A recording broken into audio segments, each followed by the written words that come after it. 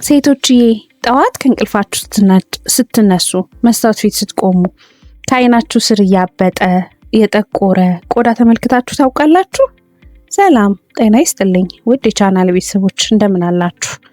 እንግዲህ በድካም በእንቅልፍ ማጣት ወይም በዕለት ተዕለት ጭንቀት በፊታችን ላይ ሳይታወቅ አሻራውን ይተዋል ማለት ነው። ብዙዎቻችን እነዚህ ምልክቶች ለመሸፈን ደግሞ ብለን ውድ የሆኑ ክሬሞችን አይን ስር የሚቀቡ ክሬሞችን እንገዛለን። ነገር ግን መፍትሄው እጃችን ላይ በሚገኘው ሁል ጊዜም ቢሆን ቀን በቀን የምንጠጣው የቡና አተላ ውስጥ መኖርንስ ታውቃላችሁ? ለዛሬ ቪዲዮአችን በብርድ የተዘጋጀ የቡና አተላ ኮልድ ኮፊ ግራውንድ የምንለውን ከዓይን ስር ያለን እብጠትና ጥቁረት እንዴት እንደሚቀንስ ሳይንሳዊ መረጃዎችን እነግራቸዋለሁ ማለት ነው። እስከ መጨረሻው ድረስ ቪዲዮውን ተከታተሉት ማለት ነው። ምክንያቱም ይህ ዝም ብሎ የባህል ሕክምና ሳይሆን በስነ ቆዳ ወይም ደግሞ በደርማቶሎጂስቶች የተረጋገጠ ጥናቶች ያረጋገጡት ድንቅ ተፈጥሯዊ ሚስጥር ነው ማለት ነው። እስከ ቪዲዮ ፍጻሜ ድረስ አብራችሁን በመቆየት ሙሉ ነገሩን ማየት ትችላላችሁ ማለት ነው። እንዲሁም ደግሞ ስለሚጠቅማችሁ ለወዳጅ ዘመዶቻችሁ ሼር በማድረግ ላይክ በማድረግ ቪዲዮውን ጀምሩት ማለት ነው። ያው በቅድሚያ ከዓይን ስር ያለው ቆዳ ከማንኛውም የሰውነታችን ክፍል ይልቅ በጣም ስስና ተነካኪ መሆኑን መረዳት አለብን። ለምን ያብጣል የሚሉ ጥያቄዎች መነሳታቸው አይቀርም። ለምንስ ይጨልማል ማለታችንም አይቀርም እና አንደኛው ምንድነው የፈሳሽ መከማቸት ነው። ይሄ በቂ እንቅልፍ ካላገኘን ወደ ጨዋማ ወይም ደግሞ ጨው አብዝተን ከተመገብን በዓይን ስር ባለው ስስ ቆዳ ውስጥ ፈሳሽ ይከማቻል ማለት ነው። ይህ ደግሞ የጠዋት እብጠትን ይፈጥራል ማለት ነው።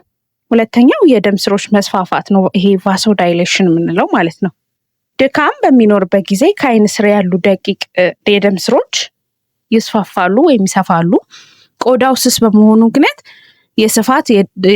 የስፋት የደም ስሮች ከቆዳው ስር እንደ ጥቁር ወይም ደግሞ ሰማያዊ ጥላ ሆነው ይታያሉ ማለት ነው። ሶስተኛው ኦክሲዴቲቭ ስትረስ የምንለው ማለት ነው። የፀሐይ ጨረር፣ የብክለት እና እንዲሁም የፍሪ ራዲካሎች ተረፈ ምርቶች ማለት ነው። የእነሱ ጥቃት በቆዳ ውስጥ ያለውን ኮላጅን በመሸርሸር ቆዳው እንዲሸበሸብና እንዲጠቁር ያደርጋሉ። ስለዚህ በእነዚህ ሶስት ምክንያቶች ዓይናችን ስር እንደዛ ይሆናል ማለት ነው። እንግዲህ እነዚህን ሶስት ነገሮች በአንድ ላይ ለመፍታት ነው እንግዲህ ካፌንን የምንጠቀመው እና ቀዝቃዛ ቴራፒ አንድ ላይ ጥምረት ሆኖ የሚያስፈልገው ማለት ነው። ቡና መጠጣት ብቻ ሳይሆን እንግዲህ ከጠጣም በኋላ የሚቀረውን አተላ ማቀዝቀዝ ነው ፖይንቱ። ለቆዳችን ስንጠቀመው ድንቅ ሳይንሳዊ ለውጦችን እናያለን ማለት ነው።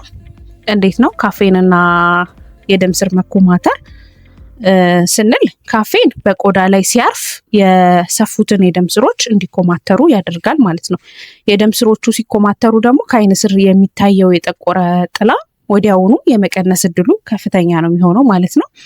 ሁለተኛው የቀዝቃዛ ሕክምና ነው። ይሄ ክሪዮቴራፒ ኢፌክት የምንለው ማለት ነው።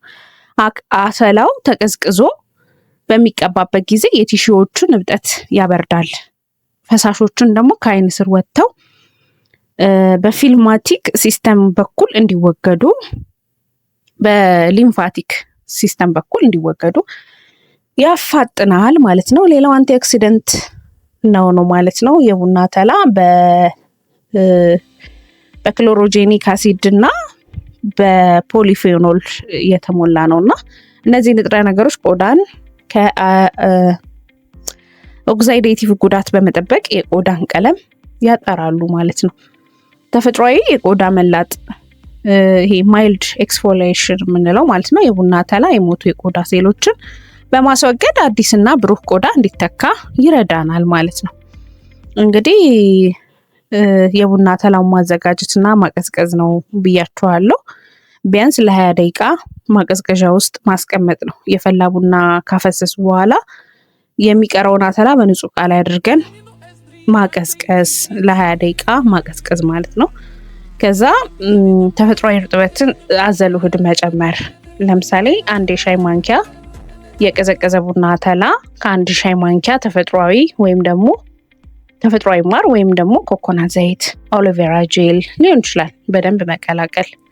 ምክንያቱም ማር ቆዳን ያረጥባል።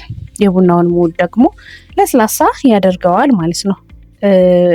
ሶስተኛው በጥንቃቄ ከአይናችን ስር መቀባት ነው።